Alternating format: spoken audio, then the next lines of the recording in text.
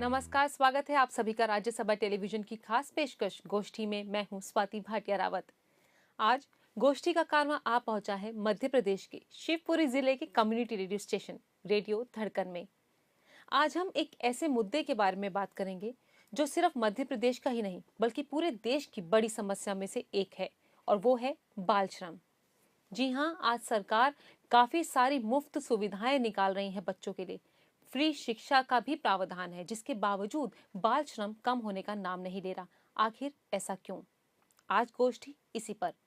इस चर्चा में भाग लेने के लिए हमारे साथ स्टूडियो में खास मेहमान मौजूद हैं। आइए इनसे आपका परिचय कराते हैं। हमारे साथ दिनेश राठौर हैं, जो कि खुद चाइल्ड लेबर हैं। इनके साथ हैं शैला अग्रवाल जी, जो कि एडवोकेट हैं डिस्ट्रिक्ट कोर्ट में। स्वागत है आपका। नमस्कार। और साथ ही नवी अहमद जी, जो कि सेंटर कोऑर्डिनेटर हैं चाइल्ड लाइन में। आपका भी बहुत बहुत स्वागत है। नमस्कार।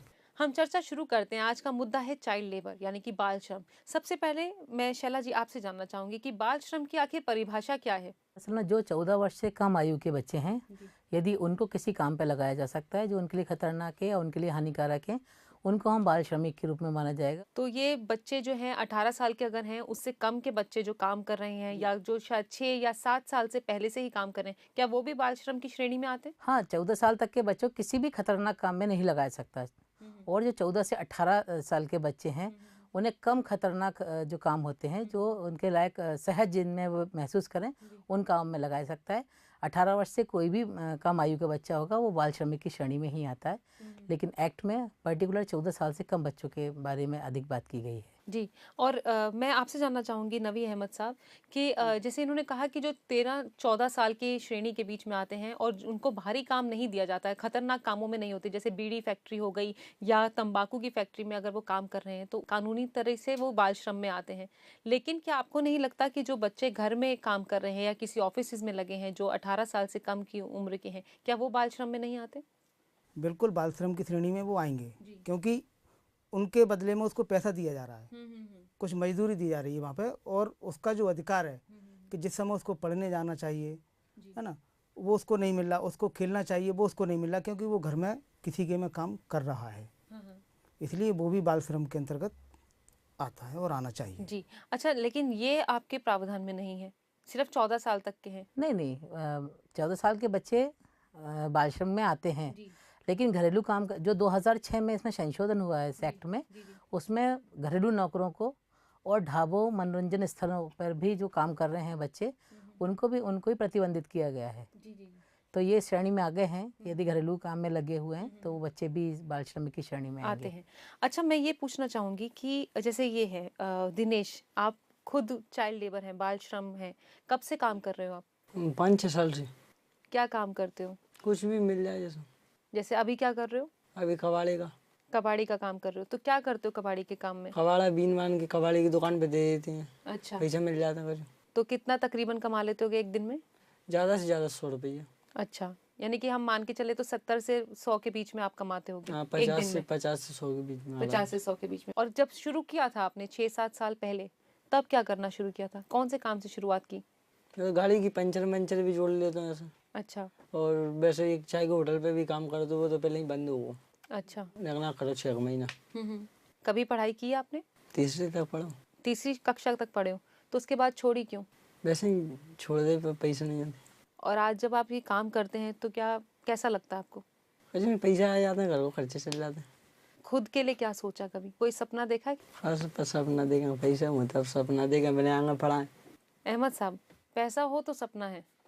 नहीं, पैसा हो सपना है तो उससे केवल ये हम कह सकते हैं कि जो शुरुआती दौर है, हमको लग रहा है कि पैसा ही सब कुछ है, लेकिन जो जीवन की बुनियादी शिक्षा जो हमको मिलना चाहिए, वो शिक्षा जरूरी है, स्वास्थ्य जरूरी है ना, और उसके साथ में फिर पैसा भी जरूरी है। अगर हम एजुकेशन की बात करें तो गवर्नमेंट ने 8वीं तक टोटल एजुकेशन फ्री कर रखी है ना, तो वहाँ बच्चों को मध्याह्न भोजन मिल रहा है, ड्रेस मिल रही है, बुक्स मिल रही हैं, ये फ्री वहाँ मिल रही हैं। तो शायद वहाँ बच्चे के लिए सोचने को मतलब ये ज़रूरत नहीं है कि उसके लिए पैसा कहाँ से आएगा, और पैसा नहीं है तो इसलिए हम उसको नहीं पढ़ा पा रहे, या पैसा ही सब कुछ है। जी जी जी। यानी कि सिर्फ वो एक पहलू नहीं हो सकता। जी। अच्छा, आप बताइए शैला जी, जो प्रावधान है, जो हमारी जो कानून है, वो भी कुछ इस तरह के नियम निकालता है इनके लिए? बाल श्रम स्कूल इन बच्चों के लिए विशेषकर बनाए गए हैं, जो इनके काम के अलावा जो समय बचता है उसमें इनको पढ़ाई और शिक्षा और भोजन उपलब्ध कराएगा। और वह बाल श्रम स्कूल हर ज़िले में बनाए भी गए हैं और चल भी रहे हैं। लेकिन केवल बाल श्रम स्कूल ही नहीं, शासकीय स्कूलों में भी इनके लिए सारे साधन हैं। ये इनके जो संवैधानिक अधिकार हैं उनसे इनको वंचित नहीं होना चाहिए। और जैसे इन्होंने कहा कि केवल पैसा होगा तभी सपना देखेंगे, और सपना नहीं, पैसा नहीं तो सपना नहीं। मेरा कहना ये है कि सपना है तो सब कुछ है, और यदि जितने भी शासन द्वारा प्रदत्त सुविधाएं हैं उनका लाभ लें और उसका भरपूर उपयोग करें, तो ये बहुत अच्छे श्रमिक होने के साथ साथ बहुत अच्छे नागरिक भी बन सकेंगे। अच्छा दिनेश, एक चीज़ बताओ, जैसे इन्होंने बोला, इन्होंने कुछ चीज़ें यहाँ पे बताई, आपको भी समझ में आई होंगी कि 8वीं तक की शिक्षा फ्री है, और ये भी है हमारे कानून में है, भारतीय कानून में, कि आप चाहें तो आप पढ़ भी सकते हैं, आधा टाइम आप काम करिए लेकिन बाकी टाइम आप पढ़ लिए। तो क्या आपने कभी इस चीज़ में जाने की कोशिश नहीं की? कभी आपने नहीं सोचा कि काम तो मेरा 6 घंटे का है या 7 घंटे का है, ये करने के बाद थोड़ी देर पढ़ लेते हैं, या क्या आपको पता ही नहीं है इसके बारे में? मुझे पता नहीं था। और दूसरी बात है, पैसा आएंगे जब भी तो घर का खर्चा चलेगा। तो ऐसे मम्मी काम पे चले जाते, छोटी बहन भैया है ना, तो बिना राख नहीं पड़ जाए, अकेली थोड़ी रहेंगे भी। अच्छा, उनकी भी देख रेख करनी है। अहमद साहब, आपके पास बहुत सारे केसेस आते होंगे चाइल्ड लेबर के, क्या क्या कारण है इसके, रीजन क्या है आज भी हमारे देश में अगर चाइल्ड लेबर है तो? उसके पीछे ये रीजन है कि शिक्षा का महत्व वो नहीं समझ पा रहे, बच्चे के भविष्य के बारे में वो शायद नहीं सोच रहे। उनको ये दिख रहा है कि अभी हम पे परेशानी है, अगर बच्चा 2 रुपये 5 रुपये लाएगा, 2 रुपये मैं भी लाऊंगा, 2 रुपये जलाएंगे, तो शाम को कम से कम 2 रोटी हम सबको मिलेगी। तो ये आपको लगता है कि सोच है आज भी? हाँ। अच्छा दिनेश, आपके घर में कौन कौन है? मम्मी, भैया, बहन, मैं। और पापा? पापा 1 साल पहले एक्सपायर हुआ। अच्छा, तो इसीलिए सारा भार जो है घर का कमाने का आप दोनों के ऊपर है, आप पे और मम्मी पे। तो मम्मी काम पे कितने बजे निकलती है? और सुबह ही निकलती है, घोड़ा गाड़ी को टाइम चल रहा है खेती किसानी को। तो मम्मी रोई रोई नहीं जाए, वैसे जब काम लग जाए जब जाते हैं। अच्छा, वैसे पास में रहती हैं। अच्छा शैला जी, कितनी डिफिकल्ट लग रही है आपको ये ज़िंदगी? कैसा लग रहा है? इन सब ये एग्जाम्पल हमारे सामने है, इन्होंने हमें बताया कि और भी मजबूरियां हैं, शायद वो बच्चे कहीं ना कहीं अपने हिचकते हैं किसी के साथ बैठने में, पढ़ने में, शिक्षा लेने में। क्या लगता है बाल श्रम के और क्या कारण है इसके अलावा? बचपन की सबसे ज़्यादा दर्दनाक तस्वीर है बाल श्रम। क्योंकि जब खेलने खाने की उम्र में जब ये बच्चे देखते होंगे कि दूसरे बच्चे खेल रहे हैं, उनके पास रंगीन खिलौने हैं, सुंदर सुंदर किताबें हैं, बहुत अच्छे कपड़े पहने गाड़ी में घूम रहे हैं, या स्कूल में उनके मम्मी पापा छोड़ने आ रहे हैं, लेने आ रहे हैं, घूमने जा रहे हैं, उस समय ये किसी काम में लगे हुए हैं, चाहे वो कबाड़ा बीनते हों या किसी होटल में लगे हों या किसी अन्य कार्य में। तो निसंदेह इनके मन पे बड़ा असर पड़ता है। जी, इस पर हम और चर्चा करेंगे। वक्त है एक छोटे से ब्रेक का, रुकते हैं एक छोटे से ब्रेक के लिए, जल्द हाजिर होते हैं। देखते रहिए गोष्ठी। ब्रेक के बाद एक बार फिर आप सभी का स्वागत है गोष्ठी में। आज हम बात कर रहे हैं बाल श्रम के बारे में। ब्रेक पे जाने से पहले आपने बताया कि बहुत सी मजबूरियां हैं बच्चों की, जिसकी वजह से वो बाल श्रम में फंसते हैं। मैं दिनेश तुमसे जानना चाहूँगी, जब तुम इस तरह के काम करते हो, किस तरह का लगता है कि समाज आप लोग को किस नज़र से देखता है? उस वक्त कैसा लगता है? वैसे समाज तो देखेगा गरीब आदमियों को बुरी नज़र से, जो पैसा वाला होगा वैसा होगा। तो क्या है, हमारा तो अब वो काम ही वही है, मजबूरी में करना भी है वही, तभी घर का खर्चा चलेगा। और क्या कर सकते हैं इसमें। जी, तो जब आपके भाई बहन बाहर खेलने जाते हैं तो किस तरह का उनके साथ अनुभव रहता है, कैसा? वैसे शायद सब लोग एक जैसे गरीब लोग ही हैं, फतेहपुर में कोई पैसा वाला नहीं है, तो सब मजदूर और ऐसे ही आदमी, तो कोई व्यवहार नहीं करता ऐसा। अच्छा, जब तुम बच्चों के साथ होते हो तो ध्यान किस तरह से रखते हो? उन्हें खिलाना पड़ता है, खेल खिलौने वगैरह से रोए ना और कहीं जाए ना, बस ये ध्यान है। और ये ध्यान रखते हो। अच्छा नवी अहमद साहब, क्या है ये चाइल्ड लाइन, इसके बारे में हमें बताइए। चाइल्ड लाइन है जो बच्चों के लिए काम करती है जी, जिसमें सभी के लिए एक नंबर दिया हुआ है 10-9-8 10-9-8 जी। तो इसका पूरा जो केंद्र है, सेंटर है, वो है बॉम्बे में। जब वहाँ बॉम्बे कॉल पहुँचता है तो बच्चे की पूरी इन्फॉर्मेशन वो कलेक्ट करते हैं कि बच्चे को किस प्रकार की सहायता की आवश्यकता है।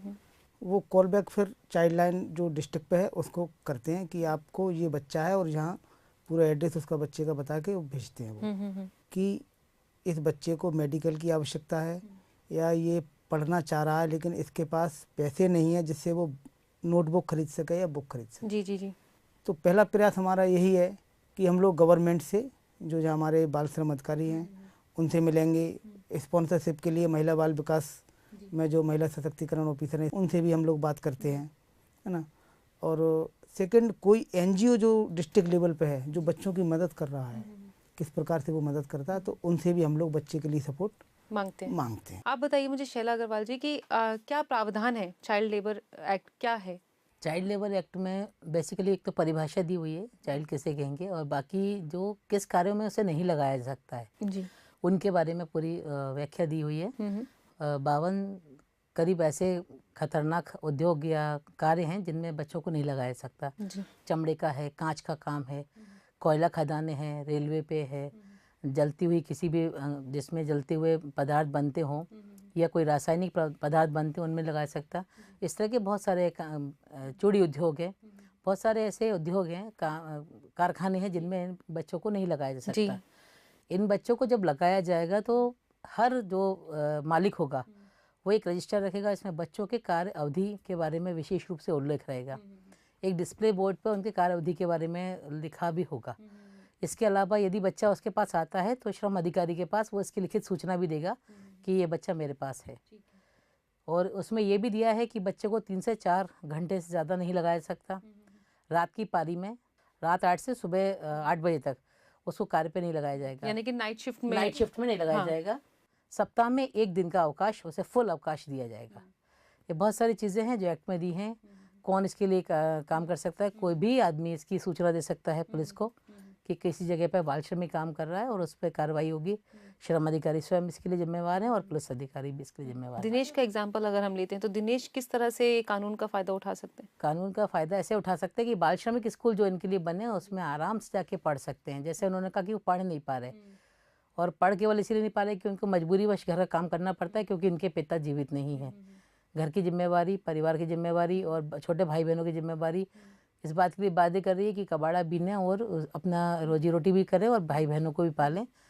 तो ऐसे समय में चूँकि बाल श्रमिक स्कूल इनके काम के अलावा समय में चलता है तो उसका लाभ ले सकते हैं। अच्छा, मुझे थोड़ा सज़ा का भी प्रावधान बताइए कि इसमें जो पकड़े जाएं उनके लिए सज़ा का क्या प्रावधान है?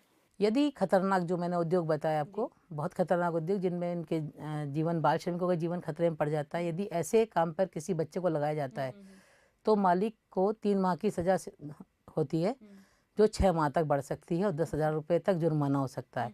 यदि वो दोबारा भी इसी काम में लगता है तो 6 माह से लेकर 2 साल तक की सज़ा इसमें है। और जैसे हम कहते हैं घरेलू कामों में जिनको लगाया जाता है, जो हम नौकरों की बात करते हैं, सर्वेंट्स की बात करते हैं, स्पॉट बॉयज़ होते हैं हमारे मीडिया में, और भी बहुत से इस तरह के बच्चे हैं जो स्कूलों में लगाए जाते हैं, दफ्तरों में लगाए जाते हैं, जो काम करते हैं, उनके लिए भी कोई हाँ, बिल्कुल उनके लिए उनका क्या है? खतरनाक उद्योगों में नहीं आती चूँकि, लेकिन है बाल श्रम के उसमें। वैसे मालिकों पे 1 माह तक की उनकी सज़ा है। अहमद साहब, लगता नहीं है कि सज़ा बहुत कम है?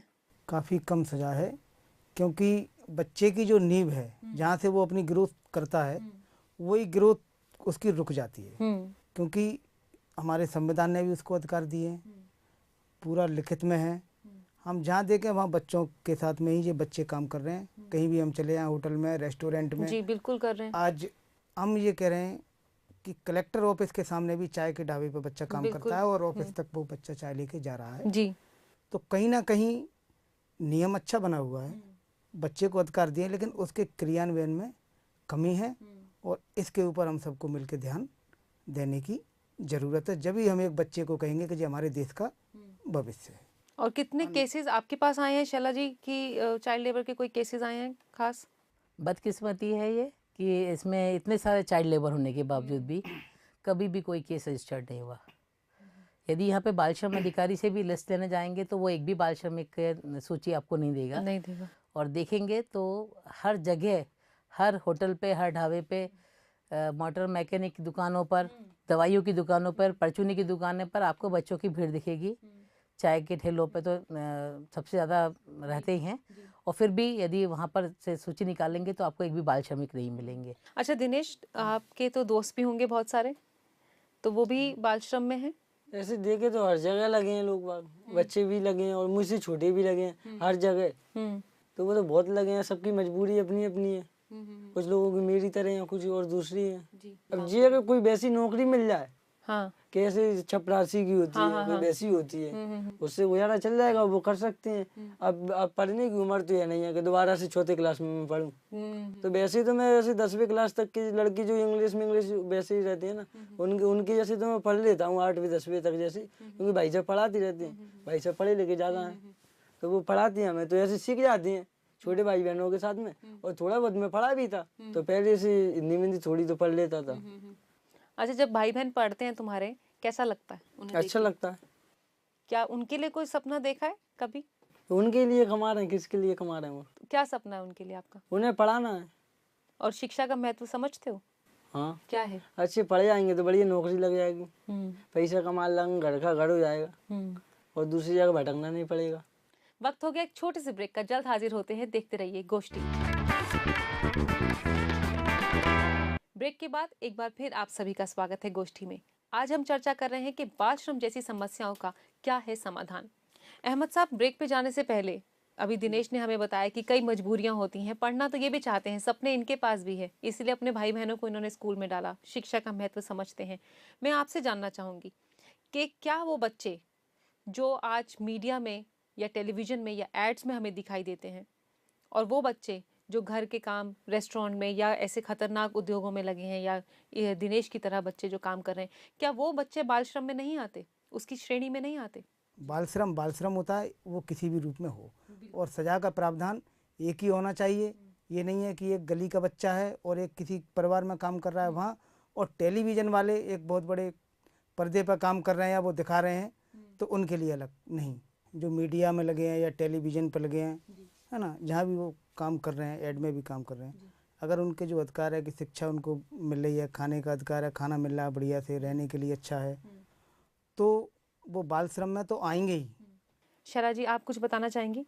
जो नियम पहले बाल श्रम के मैंने बताए थे, वही नियम उन बच्चों पर भी लागू होते हैं जो टीवी या एड कंपनी में काम करते हैं। 3 से 4 घंटे तक ही काम करना चाहिए, ओवरनाइट काम ना करें, और उनको सप्ताह में 1 दिन का अवकाश दिया जाए। अच्छा, एक चीज़ बताइए, जैसे हम ये सब रूल्स के बारे में बात कर रहे हैं, एक सोशल रिस्पॉन्सिबिलिटी भी होती है, एक समाज की भी रिस्पॉन्सिबिलिटी बनती है इस तरह की समस्याओं से निजात पाने के लिए। क्या लगता है आपको, समाज का कितना रोल है इन चीज़ों को बढ़ावा देने में?